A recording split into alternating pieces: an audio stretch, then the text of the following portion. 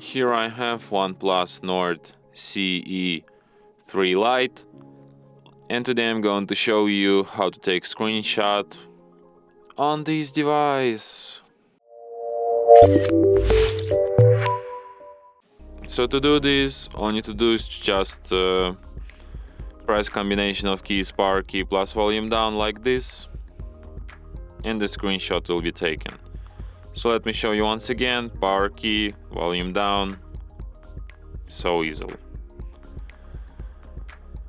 One last time, volume down, power key at the same time, and we take screenshot. You can find your screenshots by going to photos and then to the album called screenshots, and here they are. And from here you can send, favorite, edit, delete your screenshots, or perform other actions from this list.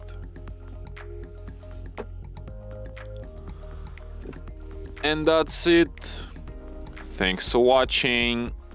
If you find this tutorial useful, don't forget to hit that like button and subscribe to our channel.